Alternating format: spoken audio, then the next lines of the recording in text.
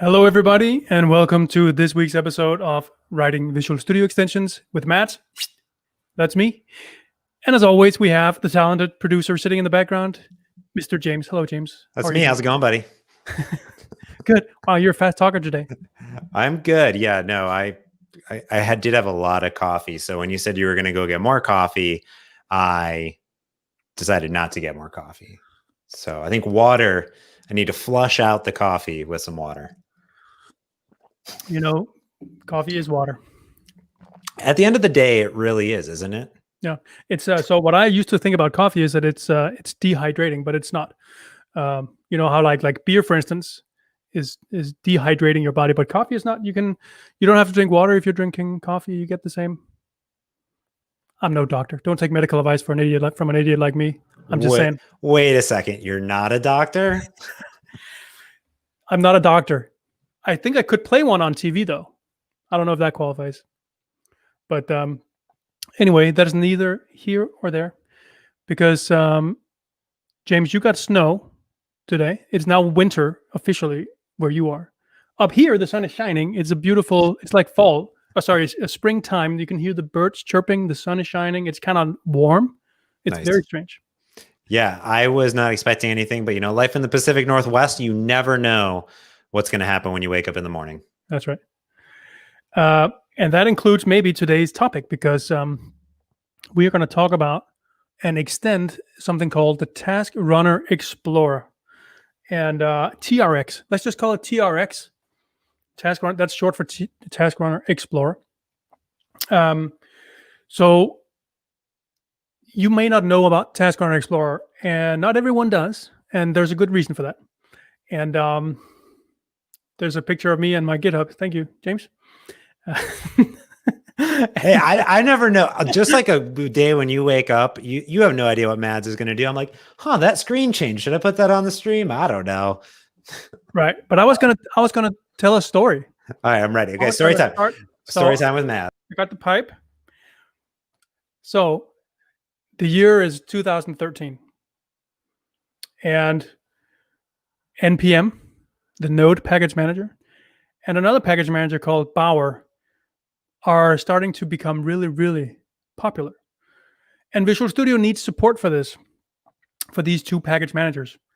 These are JavaScript-based package managers. They are widely used in the web world, so when you build websites. And at this point in time, I used to work on the web team, the Visual Studio web team, which is technically the ASP.NET team, but working on the Visual Studio tooling. And we were looking at .NET Core. Now, this was before it was called .NET Core. Do you remember what we called it, James, before we put the core on there? Framework. Well, the thing that became .NET Core. What about the comments? Let's hear in the comments if anyone knows what it was called before. There was a name before core. Mm-hmm. Oh, I don't even know. How do I not know? Why don't I know? See, that's a good question. .NET. Because you're on the .NET team now. This is true. Mm-hmm. This is true. I lived in a beautiful, wondrous Xamarin world. Still do. So. Yeah. All right. So it was called DNX. .NET. I don't know what it stood for. And it could be that there was something it had a name before DNX. But anyway, we were working on DNX and getting tooling up. And we realized that the way that .NET Core is architected, it's done in such a way that NuGet is built into it. So the package manager of .NET is built into .NET Core. It's like a first-class citizen. And the implications of that design was that no longer could we have NuGet packages that carried content such as JavaScript libraries and CSS libraries, for instance, Bootstrap CSS or jQuery for JavaScript. And so we needed something else.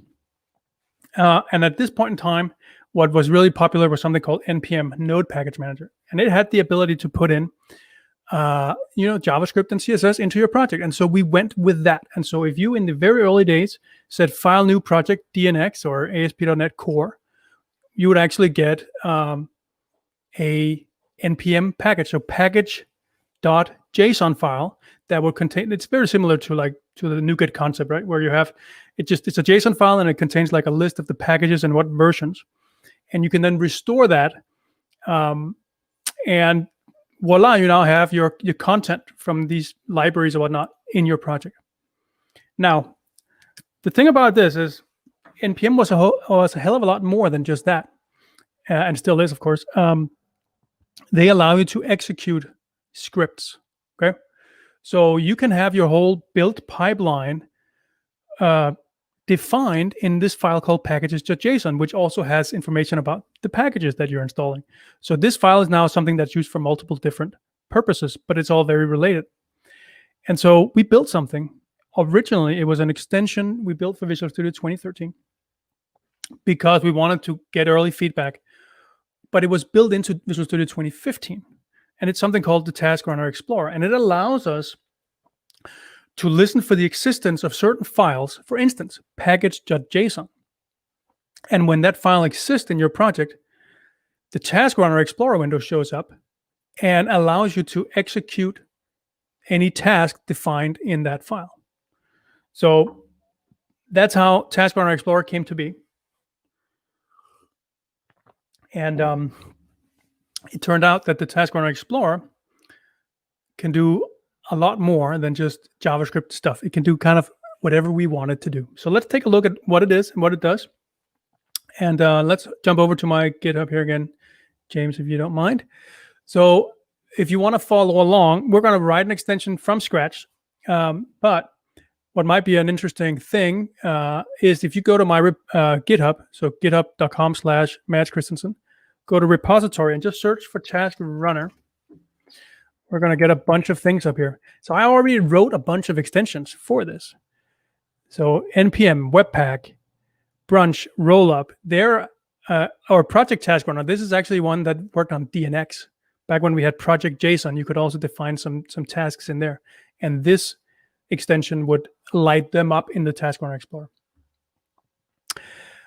So let's just look at NPM Task Runner. This is by far the most used one and most up-to-date, I'd say. If you're working with Node.js in Visual Studio for your ASP.NET projects, you might find this a good thing to use. Okay, so let's take a look.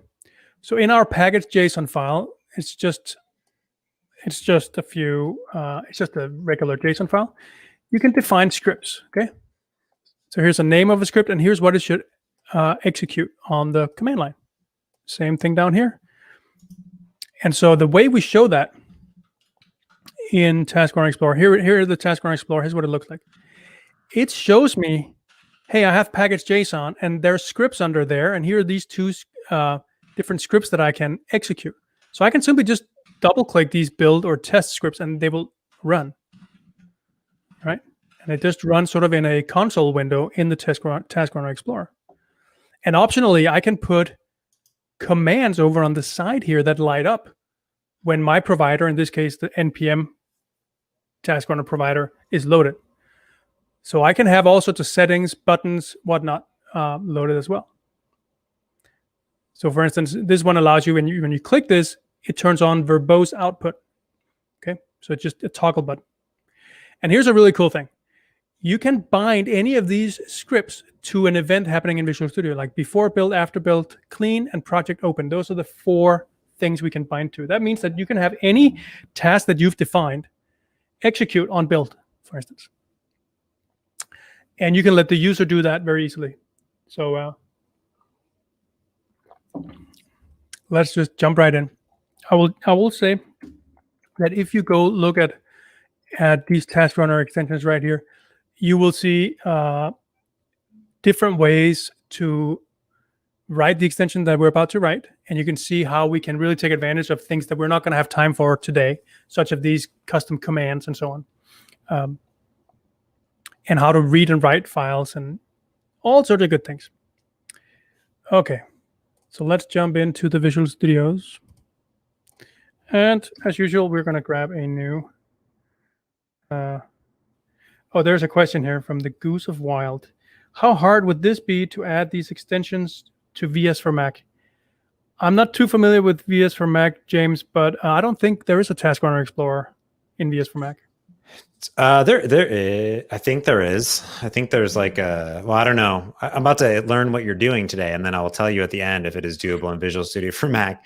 Okay. I would say that many of the extensions in which you build are feasible in Visual Studio for Mac now to port over a lot of the logic, because like if it's editor stuff, there is like all the new Roslyn stuff, the same code engine is there, which is nice. So like if you look at like mFractor, which is a very big Xamarin extension, like Matthew and the team, they were able to port like almost everything from VS for Mac to Visual Studio for Windows because of that, once they got all that new stuff up. So since like the code editors and the light bulbs and all that support have been ported over, I think a lot of that stuff is, but again, there's like some unique things to each IDE, that's for sure.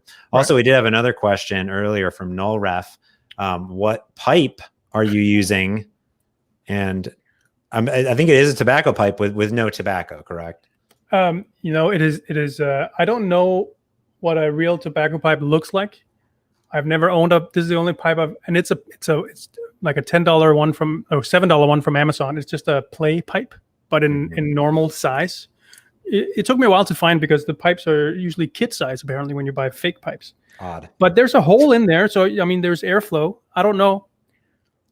I would guess that I would like sort of a licorice flavored tobacco. You know, it's called what's it called? I don't know what it's called. Like a hookah. Like a hookah. Like a hookah. Right. All right, let's create a new V6 project. And let's call this, what should we call this? We're going to do, so here's my thinking. I want Task Runner Explorer to show up whenever we have a V6 manifest file. So it's a Task Runner Explorer extension meant for people writing extensions. Just because, why not, right? So let's call this manifest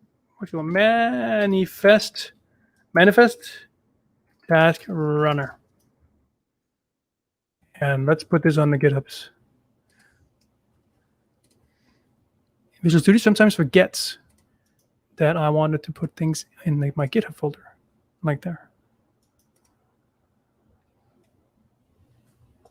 Okay, so this is just the regular project template, okay? So let's just collapse everything here. Okay, so we're about to write a class. So I'm going to add one. This one is going to call, this is manifest task runner. Can a type have the same name as the namespace? I guess so, right? That's okay. Yeah, I think so. All right. So now this is our starting point. This is where we want to register our component. So by the way, Task Runner Explorer is up in View, Other Windows, Task Runner Explorer. But right now, it's just, there's no Task Runner configurations found here. There's no file that triggers anything. So we're just going to close that down again.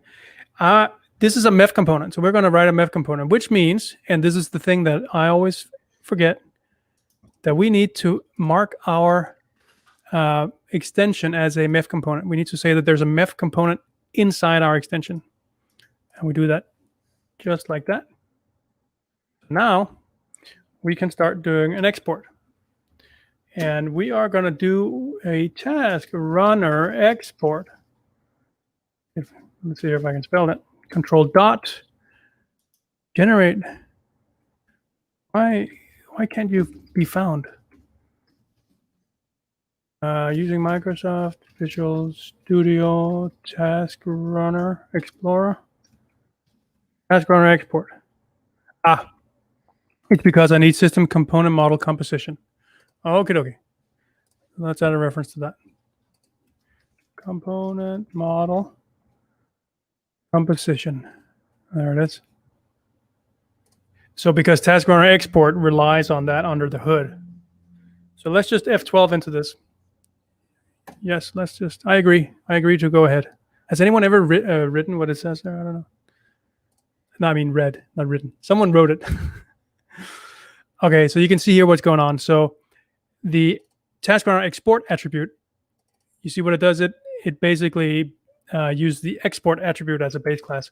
So this is an export, okay, because it inherits from the export. So you know how we usually say the way you can see if something is a MEF component is if you can see if it has an export attribute on it.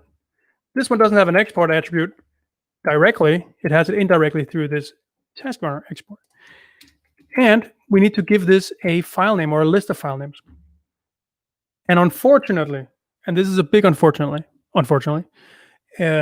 we cannot do wildcards. We can't. We have to be precise when we specify the file name. So we have to say, so if I want to get the v6 manifest, I can't just say star.v6 manifest. That's unfortunate. So I'd have to do the full file name. So in this case, it's, see, we have it right here. Let me just copy it. I do. Oh. I'm just going to write it then. Source.extension .v6 manifest. So that's basically going to register with Visual Studio that, hey, when you see a file like this in the root of my project or in any folder higher up in the hierarchy, then load the tasks that I'm about to define here. So this is an iTask runner. Let's implement that interface. All right. So we're just going to return null. We don't have any options. These options are ones that if you want to have like buttons, toggle buttons and stuff in the toolbar that was inside the Task Runner Explorer, then you would define that stuff here. So we're just going to return null, which means we don't have any customization here. Some of the other ones that I listed, they do, like the npm task runner, so you can see how to do it there. And then we have one here called parse config. Okay, so let's just see here what we're going to do. The file name has a little typo. Source extension. Yes, thank you. Those good eyes. I can't even see it. Yeah, that would have bothered me. We would have run, and no one would have been able to figure out what the problem was. Okay, so here's the idea. When you have this extension installed and you open a v6 project, okay, that has a v6 manifest file, I want Task Runner Explorer to automatically load and display the tasks that are there that I'm about to define, and also maybe have the ability to execute some of them when we bind them to certain Visual Studio events. So first, we're just gonna basically define some tasks. So let's go ahead and do that. So we're given the, let's see here, this method, we're given the configuration path. So this is the file path, the absolute path to our v6 manifest file. And then we have some other context stuff that we're not going to look at, but we could. So first of all, I need to just find the root directory. So let's do root directory, and that's path get directory name. And I just import this. There we go. Directory name, and we're going to pass it in the config path. And now we can create our root node. So that's the one that looks like here. Here it says package JSON. So we want our root node right there. So let's just do a root node. And we're going to new up a new task runner node. And let's give it a name like v6 manifest. It's not that this name is actually going to be displayed anywhere as far as I can tell, but it asks for a name. I guess maybe we don't have to give it one. And so I'm just going to do two completely like silly things, okay? Like the two commands I want are just kind of silly. So what I probably would want to do here is I want to parse the v6 manifest file and look for things that I want to execute on that are specific. Like I could define some stuff in my v6 manifest. It's just XML. And so I could define custom stuff in there because Visual Studio is going to ignore things it doesn't know about in the v6 manifest file. So you can still have a functioning v6 manifest, but you could put all sorts of scripts and executable commands or whatever in there if you wanted to. But instead of doing that and spending time on parsing XML and all this sort of stuff, I think I would just kind of do some things that just shows off the concept instead. So I just want to call some things that's already on the command line. So let's just let's call the IP config. So we do a new task runner node, and we're going to give that IP config like that. Give it a name, and then there's an overload here. Is this invocable true or false? So by default, it's false. So we want to say true. So that means, can I double click this to execute? If we go up here and look in the root node I did, it's, it defaults to false. So I didn't put that in. I don't want people to be able to double click on like parent nodes, only on child nodes. And you can have as deep as a tree as you want. And so you can decide like which, like should headers of a tree be executable or not, for instance. So let's just do this. Okay, so now we create a new node. Now we need to associate a command with it. So I'm going to say command equals new task runner command. And now is when we need the root directory. That's basically the working directory. And what executable do we want to do? So we could use node.js if we want to call node. We could call ms build. We could call an exe file that we've included in our project, for instance. So we could do that too. So we could ship with the executable here. It has to be an executable. It cannot execute C# code running in your extension. You have to shell out. Okay, so it will always do a process start under the hood. So it has to be something we can do there. And one of the things we can do, we can call IP config. I mean, IP config is just IP config. Let's call it all. It just prints out some stuff. Okay, so that's all we're doing here. We're giving it the argument is all, and we're not going to give it any string options here. That's not needed. And then we can just say, okay, root node, children add ipconfig node. Well, that's kind of nice, eh? So let's just so we have more than just one. Let's just do one here. Let's do caps lock. Do a trace node, or we're just going to call trace route, and then trace cert. And let's do a trace route on visualstudio.com. That's exactly what. And then trace node. Okay, so now I've added 2 nodes to my root node. Okay. So far, so good. I need to return a task of iTaskRunner config, though.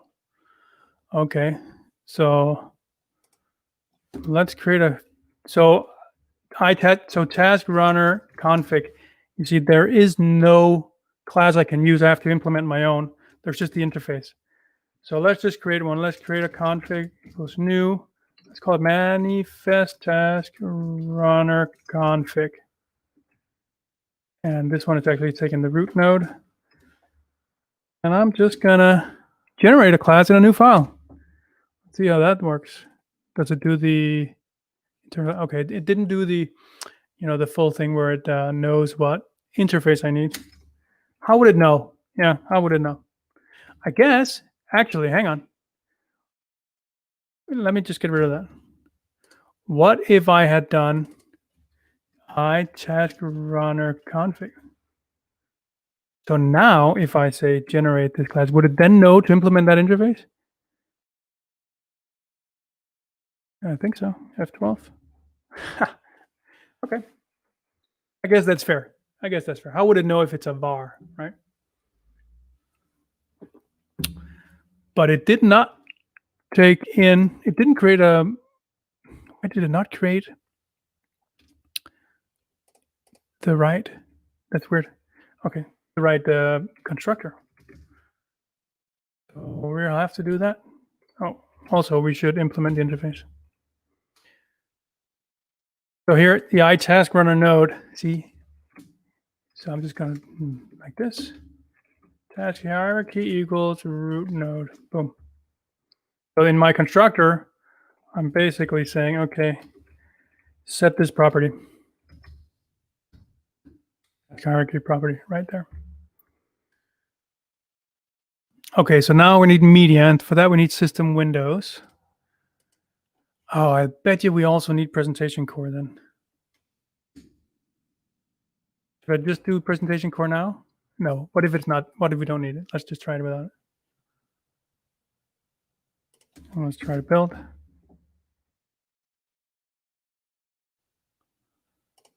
Oh, no.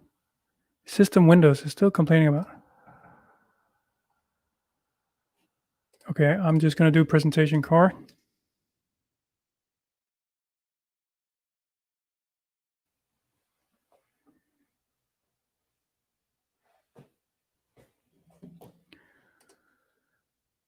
So see, that worked. That worked. Okay, so let's just clean up the full.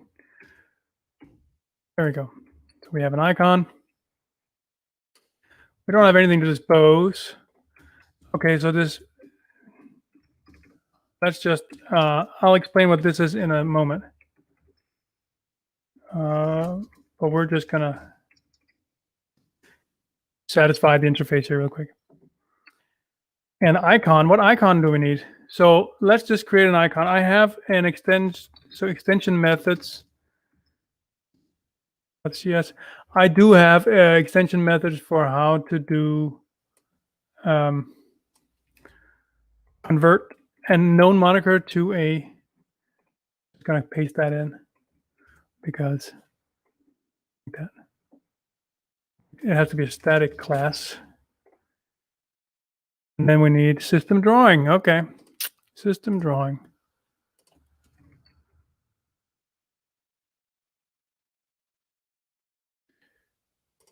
Okay, so let's just back it up here for a second. Let's do an icon. So I'm a big fan of the icons that we use. We use the ones that are in the known moniker explorer. And so where can I find that? So if I go Control Q and say known monikers explorer, there it is. And then, you know, what icon should we choose? So this is the icon, the one that's going to be right here, the red one here in NPM Task Runner. So for our manifest task runner, we need something that has to do with extensions, right? So let's just search for extension. A green extension or a blue extension or a black extension. Let's do a green one. That's the CS extension. So I'm just going to say known monikers, control dot, and we're importing the namespace, CS extension, and now comes our extension method to bitmap. We want it 16 pixels. There we go. Okay, so far so good. So now we have a config. So we go back, we create our config, and then we can go in and do basically return that config because that now has our root hierarchy, our root node. So we can just return task from result, and it's an I task runner config. And we can just pass in our config. There we go. We didn't do anything asynchronous here, right? It's not, but I could, if I did something like reading the file from disk, I could do that in an async way. Or if I had to do web request or whatever it is, you could do that in here. So that's kind of nice that it is async aware. It's sort of modern in that sense. It's not one of those old APIs. As I said, this is was introduced in 2015, right? So it's relatively new. So let's see if this works. So because we have this, it should automatically kick in. We got a question here on whether or not, so from Gustavo says, wouldn't you rather return a null object than to return a plain null reference for the options collection? I don't know. Like, what do you mean? Like what? How would that look like? I don't even know how it, like, would you, like you can't do new null. So I would have like a private variable, like an object that equals to null, and I would return that object. I don't know. My C# is not that deep a level that I can answer that question. Does anyone else can? And maybe if James knows. Okay, so let's open a V6 project. I don't know if it matters. I feel like isn't null null. Hey, look at this. Look at this. See what happened? Oh, actually, hang on. I'm thinking something now. I think that because I was, I might have a different extension called V6 Project 4 that I need to disable here. Because that was the one where I basically practiced the extension to see if I could make it work. So let's disable that one just to make sure that we're actually seeing the extension that we're working on. Sorry about that. I usually always reset the experimental instance. If you want to know how to do that, by the way, you just go in here and say reset. You see here the Visual Studio 2019 experimental instance. So that's one way of doing it. I haven't done that, and you want to do that with all your Visual Studios closed. So I don't delete extensions from, like, I don't remove extensions from the dialog ever. I disable them instead. Because if you remove them and then you work on the extension again that then adds them, then some weird stuff happening.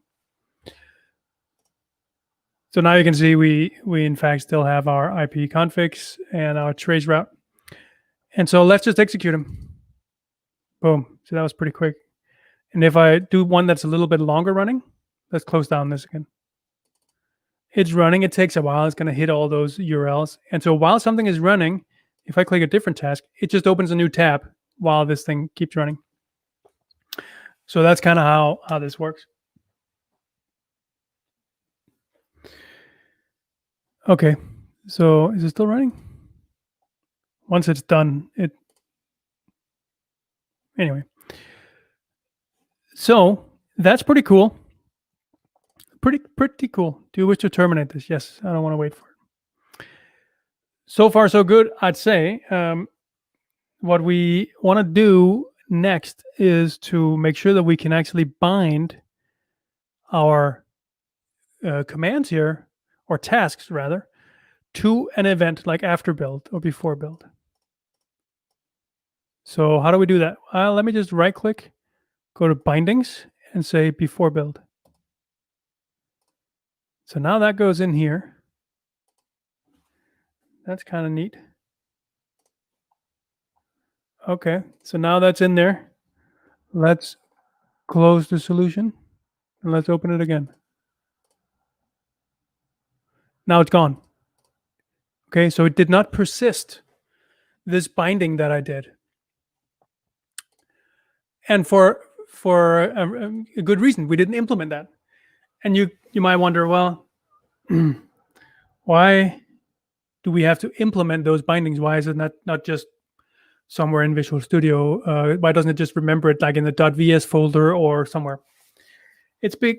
Well, it could be. That's up to the implementer of the extension. So in our case, we decide completely where we want to store that binding. And the reason for that is that many times you want the binding to be stored in the file itself. So in our v6 manifest file itself, that's a file that you check into source control. So it's shared among your team members, right? So you make sure that everything is executed in the same way, regardless of who's working on the project. And that was the stuff we didn't get to in here: load bindings and save bindings. So a binding is just a string of XML.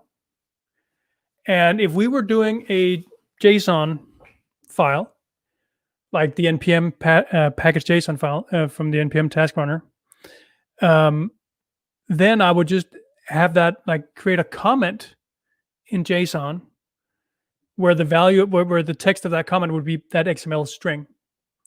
And then I would, that's how I would save it into, I would just save it into that file. So let's figure out what to do. So first, let's look at how we want to save the binding. So let's open our manifest just to look at it. So one thing is I could do it on the very first line. That'd be very visible. So we could add a comment here that has like some bindings up here. But the XML kind of wants the XML declaration to be the very first one. So probably what we'll do instead, and we could add it anywhere. We could add it in here. right? It could be in here, bindings.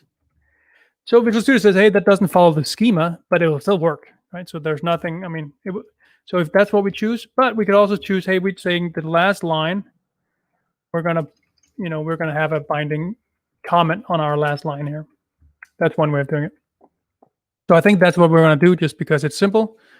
And so when Visual Studio automatically calls this method called saved bindings on our configuration class, and it gives us the string to store. We don't care about what's in this string. For us, it's just a string to store, okay?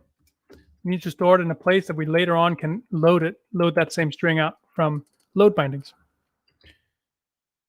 Okay, so what we want to do here is let's just get let's look at each individual line.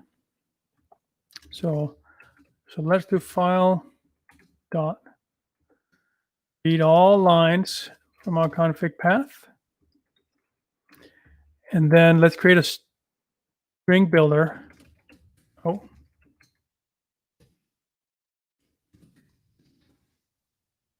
A big fan of string builders.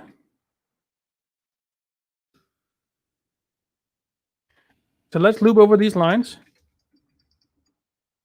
For each line and lines. And then figure out if it starts with if it has what we're looking for, what's in that XML. I know what that XML looks like. But we're just going to see if not line contains. Okay, here's what it looks like. It looks like something like it starts like this. That's basically the beginning of the line. So if it does not contain binding, that means it is not a comment. It's just the regular content of my file. Then we just append this whole line to our string builder. All right.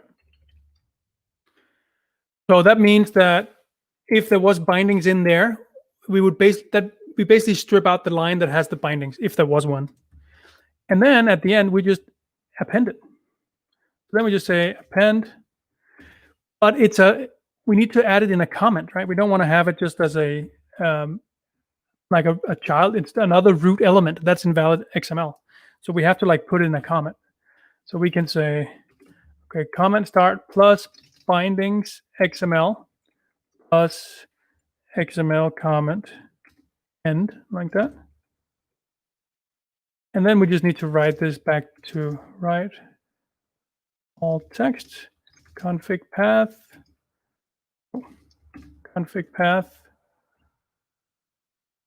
there we go, and string builder to string, and then we can return true. Now obviously you would have try catch stuff in here that you can then return false if it fails or something like that, but this just allows us to do that very quickly. And so for our load bindings, we kind of just do the reverse, right?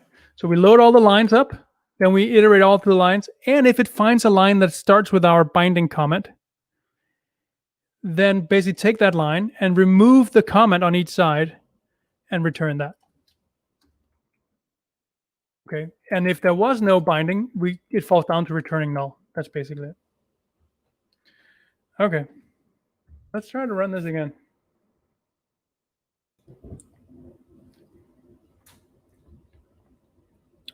Visual. So there's a great question from Blue Spied. I wonder, is Visual Studio or the .NET CLR developed in Visual Studio, or do Microsoft developers use other tools? So I'm not sure. Maybe James knows about the .NET, but I'll tell you about the Visual Studio one. So Visual Studio itself is written in Visual Studio, and what's kind of funky is, so when we started working on Visual Studio 2019, for instance, what we do internally is that we have our nightly builds, and as soon as we have a build which is immediately actually, as soon as we start working on a new major version, as many developers as we can, we ask them to switch to the new nightly build of, in this case, 2019, which would be long before we ever ship that product, right? And so you can say that Visual Studio 2019 was written in Visual Studio 2019, right? Of course, there's all the stuff that we don't touch every time we have a new major release, which is the majority of Visual Studio, and that was written in earlier versions. But for the stuff that has been, the stuff that makes 2019 different from 2017 was all primarily done in 2019. So that's kind of fun to think about. I don't know, James, if you know about .NET. Yeah, I mean, on the Xamarin side of things, almost all of it is written in Visual Studio. And then I think like C# and Roslyn are all built with Roslyn. I don't really know on the compiler side of things, but it's all open source, I guess. So you could just open it. But I know when I was doing a pull request to Xamarin Android, like you just open it in Visual Studio, and like there's some scripts or some other things to go. Right. Oh man, I use also Steffi was saying that they use strings plus equals instead of string builder. Nay, that is a mistake. Yes, you don't want to do that. Creates a new string every single time compared to a string builder, which is absolutely lovely because then you get those appended lines absolutely for free. Yep. But I mean, you don't allocate as much memory and it's faster.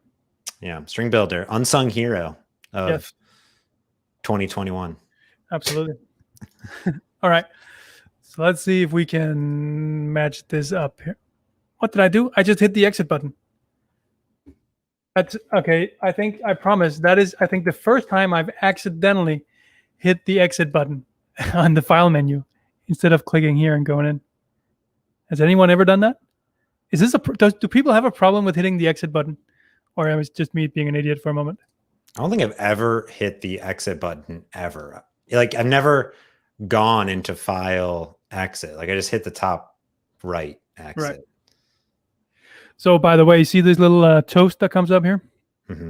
That's just Blue Spite's question there. So this is because I'm in one of those internal dog food builds. And so you can see here, there's a new one. There's probably 5 new builds a day, and I'm being alerted to take one.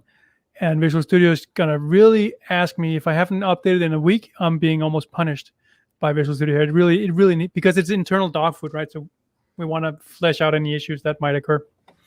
So that's why when we do these shows, you see that I always have an update available. It's because I get 5 different versions are coming out a day, something like that. And I update mine maybe like 2 or 3 times a week. Yeah, it's actually, when I started doing that, it speaks to the impressiveness of the VS updater and installer. Like there's a lot to it, right? I remember you used to only update, when I started back in my day, which is probably way after when you started with Visual Studio, but you would only update Visual Studio, like these major service packs, right? But like you have people at Microsoft that are literally updating Visual Studio 3-4 times a day. Yes. So, right. And especially like when you're testing something, like if your task is to test a feature or whatever, you're going to be updating it a lot. So, okay. So let's just do our IP config here. Just see that still works. Good. Now let's open our v6 manifest file here. Okay, just so we can see what happens. So now, IP config bindings before build.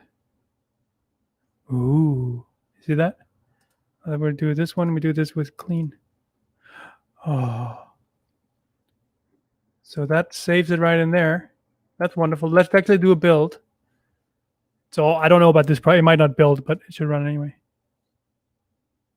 So the build failed, but let's look at the Taskbar Explorer. It executed my IP config, just like it was supposed to. What if we do a clean? Clean started. It's running the trace route right now. See? Running. So it's not on clean complete. I wonder if it's waiting. This looks like it might be waiting for Taskbar Explorer. Oh, maybe not. I don't know. But Taskbar is still running. I think it is waiting. It is waiting. Of course it is. So now that's done, and now we can. Yes, so that's actually a really, really cool aspect here, because what you want to have done is that when you hook up one of these scripts to run, of course your command can run whatever, you can make it so it runs in the background or something maybe, but one what's really cool is that you pause the build if you do it before build, because what you may want to do is your command might copy in some files or do some manipulation to source code or whatnot that you want the compiler to act on, right? So you want to make sure that that the ms build step waits for the task runner step. So that's kind of cool that it does that, right? And if I didn't want it to wait with that, I could simply just go in here and say do it after build. Right. So now if it's after build and I build is like much faster, it doesn't have to wait. So, and we have this, it's absolutely perfectly valid XML. So that's that. That's it, and that's that. So 3 files, okay, extension method, and then that's it. And then our package class, Control KQ to delete. We don't need a package class at all. Well, there's only one reason to have a package class when we're dealing with pure MEF component. That would be to do product registration. So let's just go ahead and do that. Let's just clean this stuff up here. We don't need this stuff. Here we go. So let's right click and say synchronize the code file.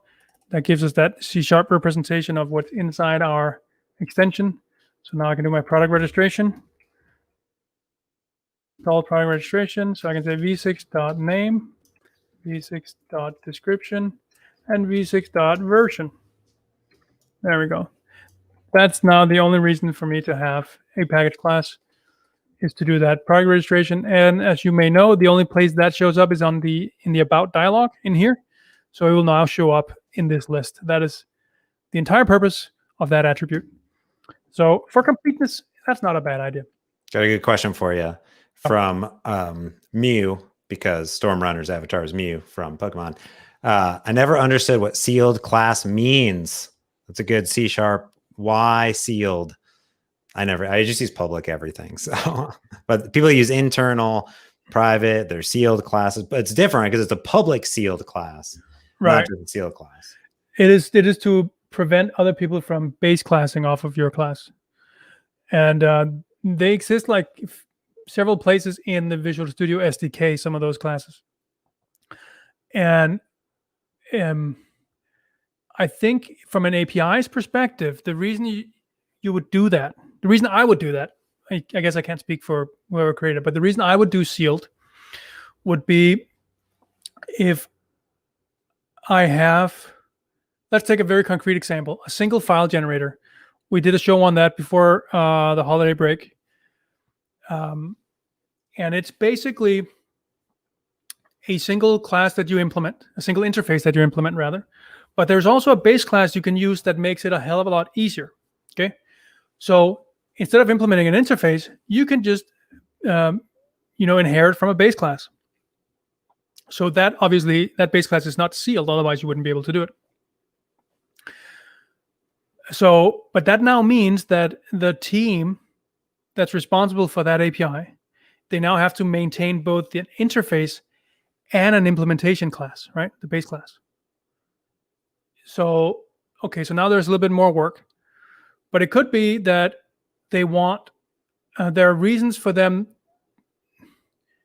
to say, we want to make an implementation class available to you, but you can use it, you can consume it, but you cannot inherit from it, because that means that we now have, that means that we can't change our API on both the base class and the interface all of a sudden.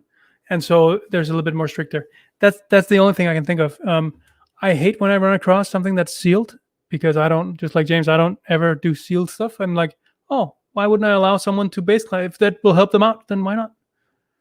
But I guess there could be some hidden maintenance costs and stuff if you need to support costs if you're an API producer, for instance. Does that sound far-fetched, James?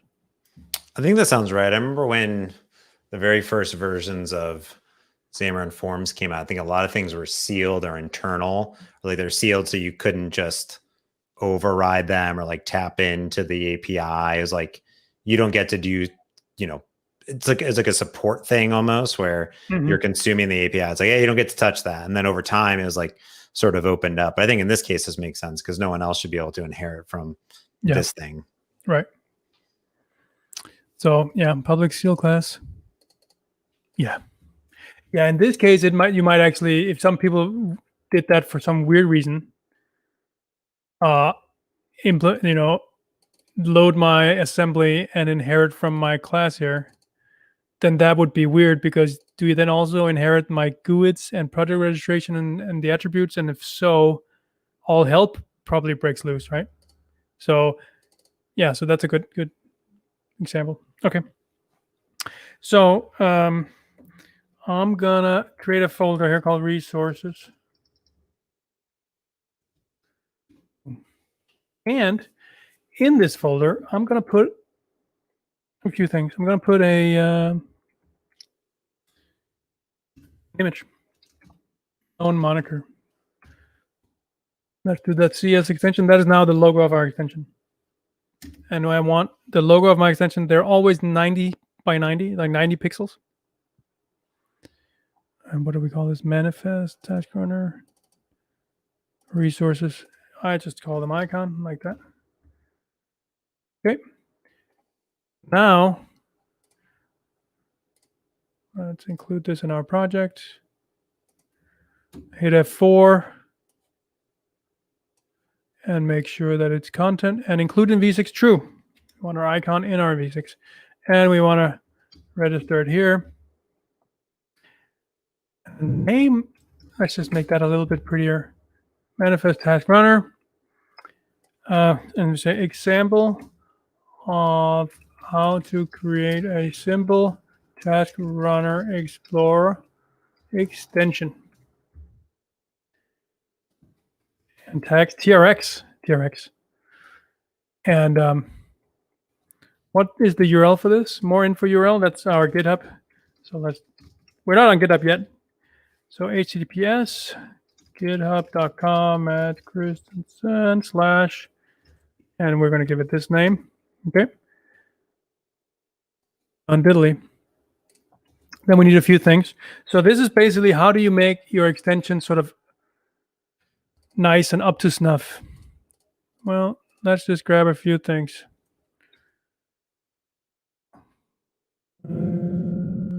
Manifest right here. A new editor config is detected. Do you want to add it as a solution item? Yes. Thank you, Visual Studio. And while we're at it, also let's just add our appvar and our README file. There we go. Appvar file. That's my build file. That doesn't matter. README.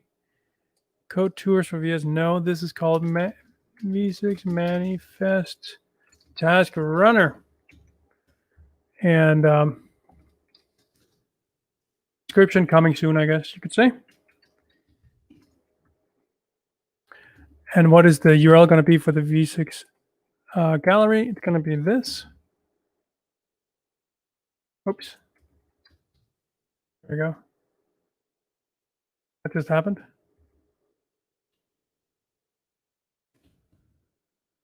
I didn't copy that. I guess not. There we go. So there is no markup. Download this extension from the CI build. Let's call it that. There we go. Okay. So let's show off the new Git tooling. I'm just going to go in here and create a Git repository. That exactly one. We're going to call it manifest task runner. What's going on here? The repository name. I'm just going to take a little screenshot of that. Shift Windows S for doing screenshots. So, and I got this pen. I got a pen. So I'm just going to mark that right here. I'm going to send them a bug report after that. Okay. Not a private one. Do this. Create and push. Okay. The build status batch was not updated. No, it wasn't because I haven't set up the CI build, which I probably won't because it actually takes me a while to do that. Because I have thousands of projects over the various orgs on GitHub that I'm a member of. So when I come into AppVeyor here, and I said, add new project, now it's going to load the projects from all of my organizations, and that includes Microsoft. It includes the Microsoft Docs, and I think Microsoft Docs is like thousands of of repos just from the documentation. So it's like spinning forever. So that's why I don't usually show how I do that. But if we go in here and go back and hit F5, we should see our manifest task runner. So if you want to check this out, see, not good. Why do I not have my Markdown extension? What happened to that? I must have done like a reset or something.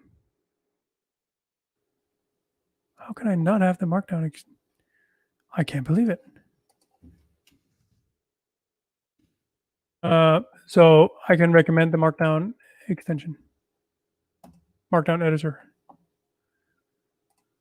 Okay, so it will install afterwards.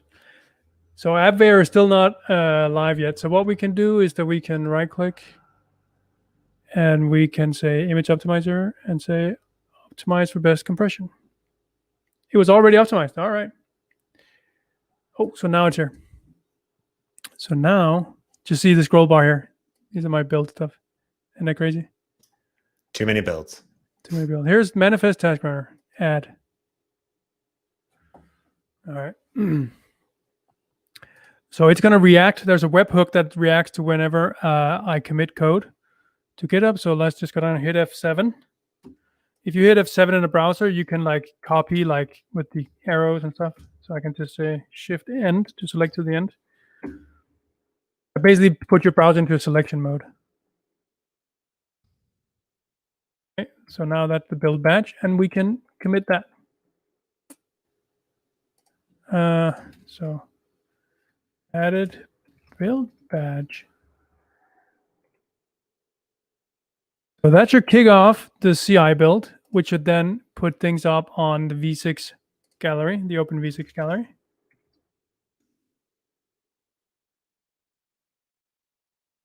Let's see here.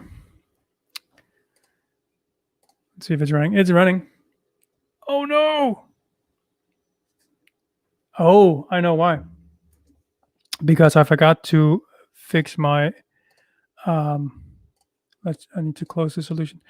Forgot to fix my error in my paths. I always call it my source code in SRC folder, like that. By default, Visual Studio gives it the same name of the project. But open with Notepad. So I have to go in here manually every time and say source. There we go. And now I can open Visual Studio again. Oh, not before I install the Markdown. Yeah, sure. Go ahead. Yeah, because my AppVeyor file says, look in the SRC folder here. Right, but it doesn't exist. So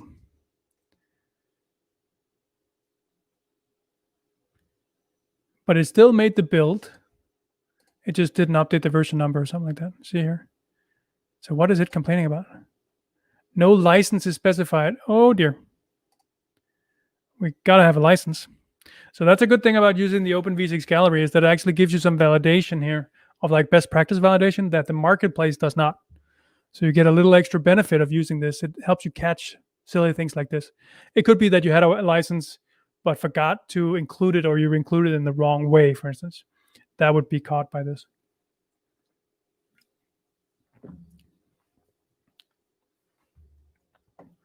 Yeah, good old Notepad. Exactly right.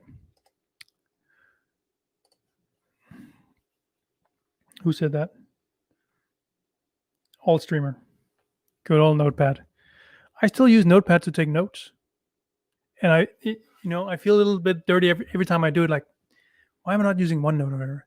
And I realize it's because then I feel like I need to keep those notes around. I don't always want to keep my notes around,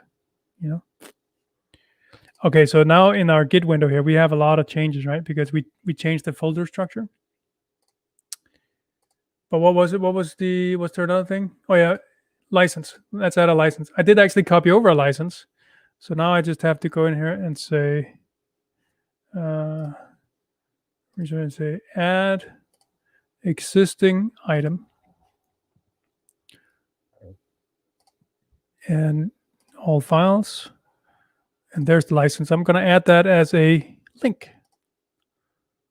And then F4 to make sure that it's content and that it's included in the V6. Then we can go in and just register it here. So because it doesn't have a file extension, it doesn't show itself up here. It has to be a TXT file for them to show up here, which is kind of annoying. So resources, resources, license, like that. Here we go. So now we can say just updated folder structure and commit that. And so now, yes, save the solution. What happens to the solution? Well, anyway. So now we should see my build here kick off again. And this time it'll work.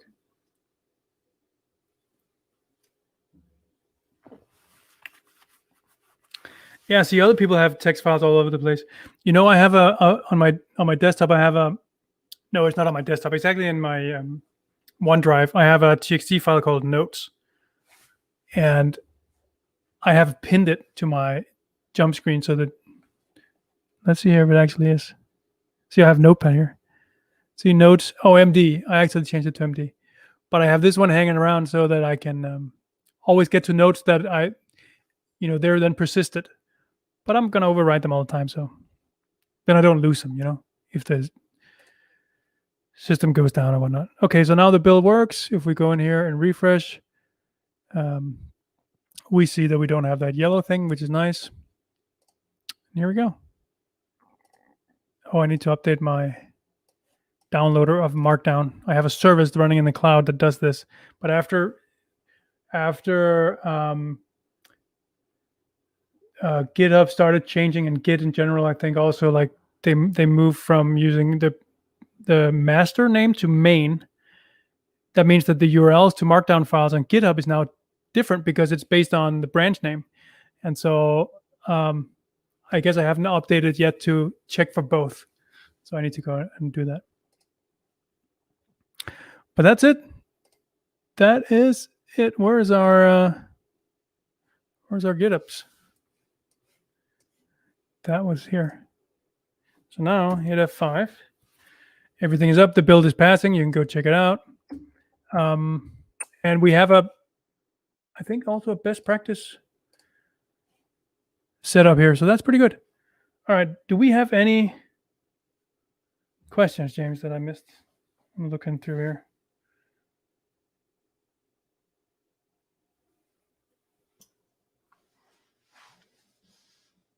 Good question. Here's one from Steffi. Let's get the Steffi one up there. Okay. This one? Yeah. What does it say here? And yet you did not code an extension that auto renames that folder and edit the project file. I actually started writing that extension because I thought, first of all, it's something that people have been asking for. Like when you rename a folder, a project name, it should also rename it on disk and the folder structure and all that sort of stuff. So that's not exactly what we did here. We did not rename a project, and I did not want the project to be renamed to source, right? So it doesn't really fully apply here. But let's say I was. Okay, so the extension I wrote made it super easy. Like there's no problem. You just rename thing, and it goes and it renames the folder on disk. Now, and also the file name. Well, the file name is already updated, I think. But now the problem occurs. Now it gets complicated because what if you have multiple projects in your solution and there are other projects that have a reference to the project you just renamed? Now, okay, so that's in XML, right? That's probably listed somewhere in your CS proj of those other files that it imports or it references that project you renamed. But it doesn't have to be. And there are different project types. Like there's C++ has different types of projects than C#. Then there's CMake, which are folder-based projects, for instance. not all references are also in just the project definition, right? It could be other relative paths from different things. So doing something like this that's 100% is really hard. I think you can probably get to like an 80% or maybe even 90%, but you will break the remaining 10% of projects out there potentially.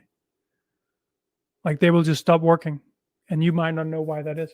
So I was looking at that and I came to this realization, and then I realized, well, that's probably why that suggestion ticket, which is out there on developer community,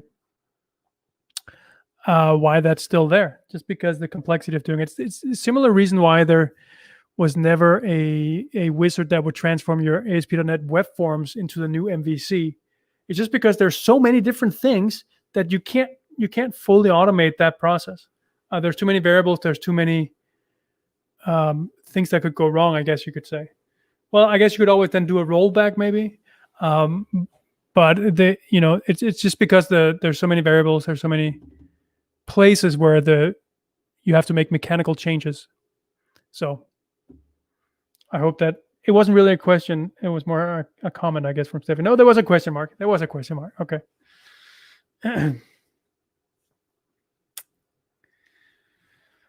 What else do we have? Other questions?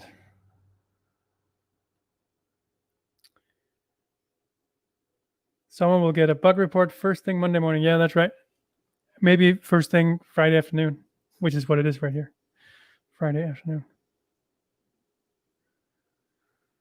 What do you think, James? Did we get through it all? I think that's it. Yeah. Okay. Yeah, I'm just making sure. Okay. Well, and you posted a link to the repo, right? Yes, sir. All right. I'm on it. I'm on it. Thank you. Thank you very much. Okay. Well, I guess that's it for this week. I hope you all have a great weekend, and I'll see you next weekend. No, Yeah. see you next Friday. What's next week? So next week, it depends. Either we do. No, hang on. It's the 22nd today. I just scheduled for next week, the 29th. Ooh. We're looking at protocol handlers.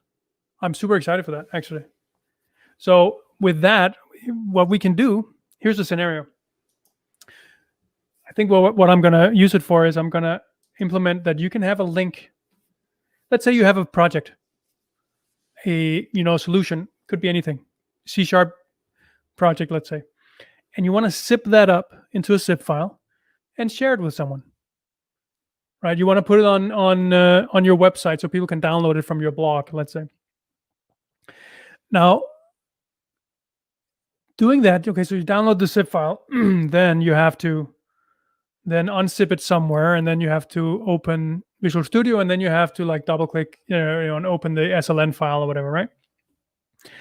So instead, what we can do, we can use protocol handlers such that, let's say that you have this zip file on your website and you link to it with a hyperlink.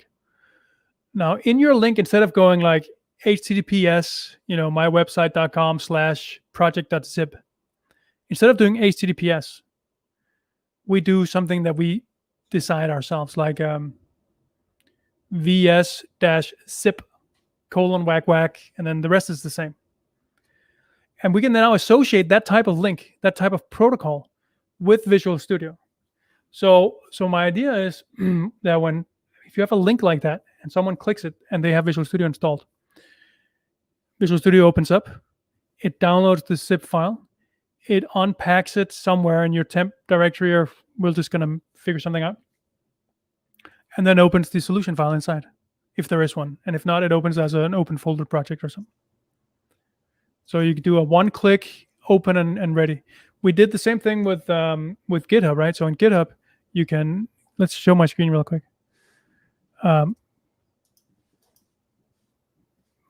Open with GitHub desktop, for instance. I think you're not logged in, so I think that's I'm not logged in here. Yeah. That's why. Otherwise, it would know, and it would know to do open in VS. It would know to open it in VS, and that's also, I think, using a protocol handler. Let's try it here. Here, open with Visual Studio. Yeah, and you can see at the bottom of I can't move my mouse. Can I? No, I cannot. But if you hover over it, you can see that it's not HTTPS. It's git-client : whack whack. So that's how that works. Yeah, I use that I use it in WPF apps if you bundle them in MSIX, and then also in my UWP apps, like my stream timer. Mhm.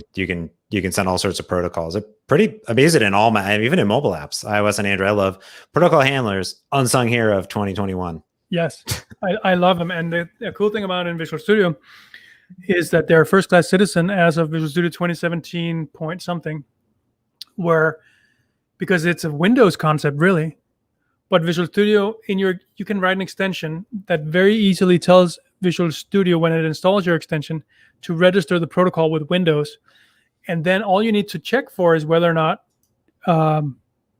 it's being used, and you can fire any command you want from your extension. Like it's a super smooth way of doing it. So it doesn't even have to be something where with a file or anything. It can be like ways for you to execute arbitrary commands from your website, right? Not arbitrary commands. Like your extension has to be installed, and it has to be able to listen to whatever the commands are. Otherwise, it's being ignored. So you can do some really interesting things. You can do all sorts of things. So you do with like a stream deck. Like it's what I use locally when I stream in OBS. And like my stream timer, what I have is I have a bunch of buttons, like some commands that register with my app on Windows and on Mac, because they also have protocol handlers. When you press a button, it'll like start a countdown, or it'll pause it, or it'll like start the countdown to a specific time. And you just parse commands, and you could open that in a browser, because like Windows handles or Mac OS handles the thing for you, and then it knows to open the app, which is great. So, and in this case, we're opening dev and vexy, right? But you could actually tell it to open any other thing that you want. So your extension could ship an executable that you want that to start up instead. And so, it's really cool. What about on Monday? Because you also have a Monday show before we wrap it up here. So Monday is a little bit for the web nerds out there, like myself. So we're talking to Sean, who runs visualstudio.com. And I've heard of that. You've heard of that, yeah. So I'm looking forward to that, because that's going to be super interesting. I used to be a web developer, and I have all sorts of opinions about things, but I'm not, it's been a long time, and I'm just curious what they're doing. Like, what are they up to? How do they decide what goes on the website, what doesn't, what works, what doesn't? Like if you want to present a product on a website, like because they do all this research and stuff. I think it's going to be super interesting. Nice. Yeah. So be there Monday, 11 a.m. So for those of you not on the Pacific time, that's just 3 hours earlier in the day than this show starts, but on Mondays. So hope to see you there too. And with that, I think that's it. Thank you. See you Monday and Friday next week.